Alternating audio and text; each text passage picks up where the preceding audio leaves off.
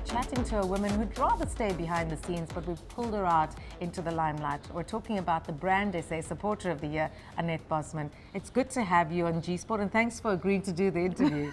Thank you for inviting me. It's really an honor. When you walked up on stage at the Momentum G-Sport Awards, I got a sense that you didn't think you were going to win. Yes, I know. Before I actually mentioned it, I was like, no, I'm not going to win this. The other two candidates were really, really inspiring as well. So I was like hoping they would win because they were prepared for winning. But listen, I mean, the work that you're doing in support of parasport, particularly with the work you're doing with Toni Mould, is so inspiring. How did it all start?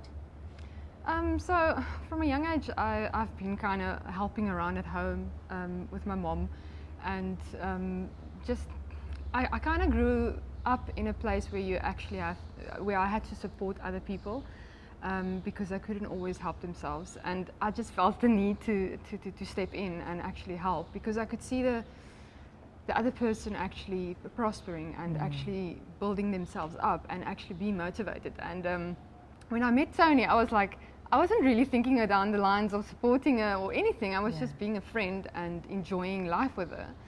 And when people started whispering that she can actually compete, I was sitting there, and the wires in my brain just went like, this is going to be big. And I'm like, okay, how are we going to do this? And then I spoke to the people that were involved in supporting her and so on. And I think that's just where the wheels started running, because then I was like, okay, we're going to make this happen.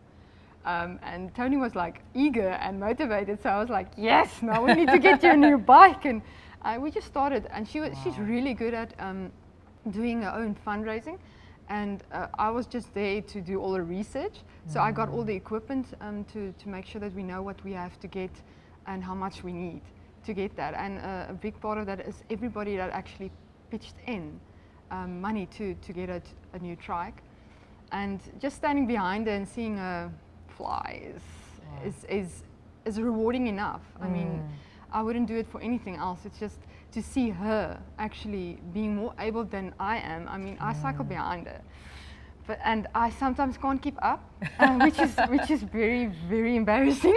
For those who don't know about Toni and the severe disabilities that she's got to endure, tell us about her.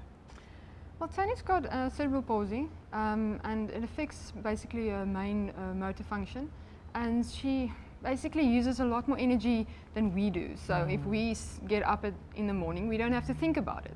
Yeah. So she has to think about that. She has to think what she's going to use her energy for. Is she going to rather shower, or is she rather going to eat? So she has to decide.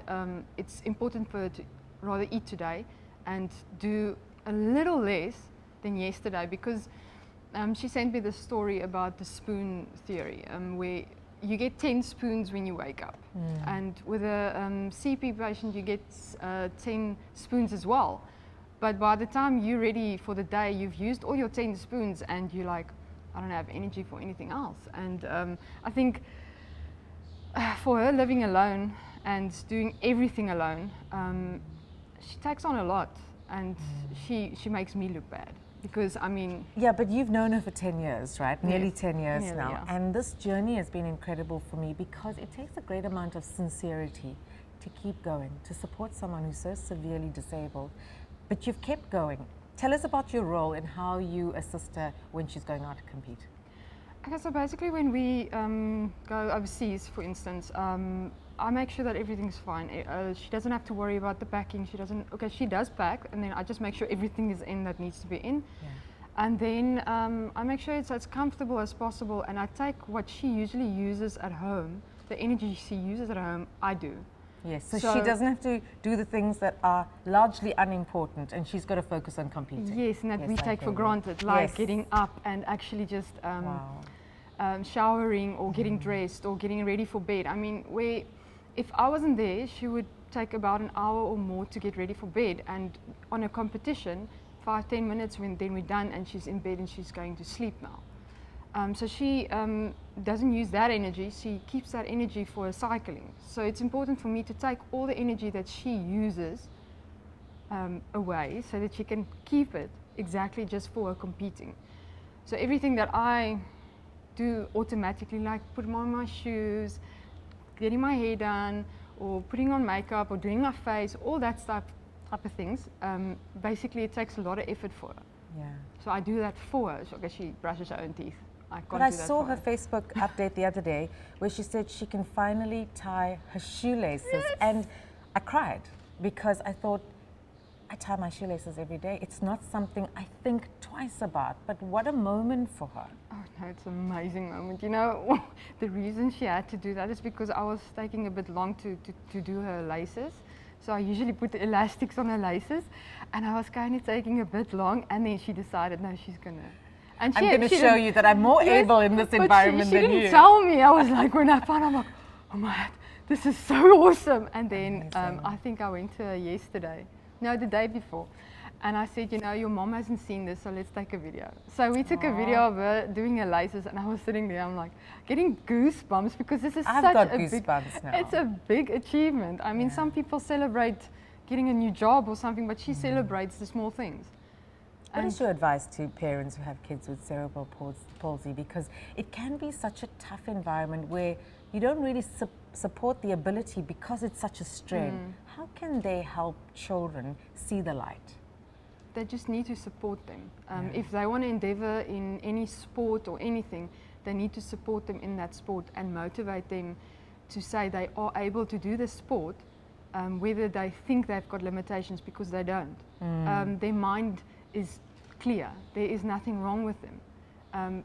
The only barrier is their willpower. I mean, if they are motivated by their parents and pushed by their parents, they will definitely walk into the direction of achieving what they want to achieve. You're like a superhero, you know that, right? You do realize that. How do you get everything done? How do I get How everything? do you like, I mean, how do you, your day job versus helping Toni, just having a personal life, how do you get it all together? I have no clue. It just happens. I don't get everything done what I want to get done, but But work must be tough because you travel with Toni internationally, obviously. Yes. So how do they accept the fact that you've got to take leave often and still do your job?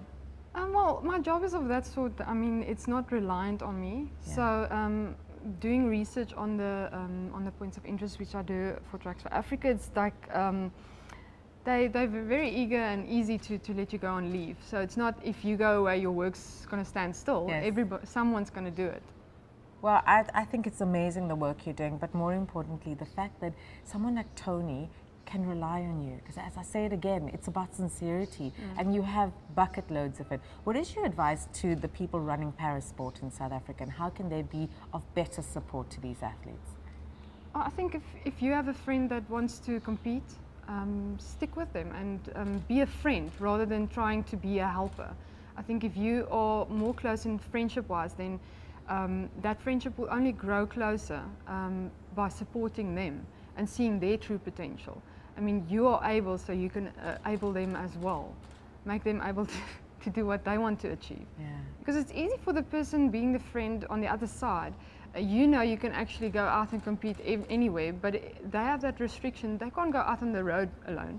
So they have that restriction. So when you remove the restrictions, they actually have free will to move. Yes, absolutely. And do what they want to do to actually achieve their dream. What else does Toni want to achieve where you're going to be able to assist her? I don't think she needs my assistance to get where she wants to go. She wants you there by her side. She wants me there. That's you know that. I know she wants me there, but I don't have to do anything for her to be inspired to do what she wants, because she's always wanted to compete in a sport, and with the support she has, she's able to do that. And she's already got the ability to do what she's doing at the moment. It's just that extra little bit of help that actually takes her further. If I could wave a magic wand and say to Anet Bosman, you could do anything you want in South African sport to impact the game, what would you do? I would start investing more time in paracycling. Yeah.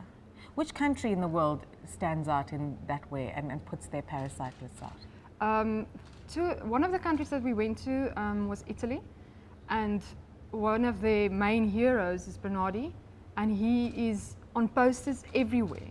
And when the World Champs and World Cup was in Italy, I think it was Cup, I'm not sure now, but they had posters everywhere of this guy, and he was like he was famous, like Hollywood, you know, Yes. movie star famous. We need more coverage. We We get have no very little coverage in South Africa. We don't have coverage. I mean, they Pieter de Pre won a gold medal.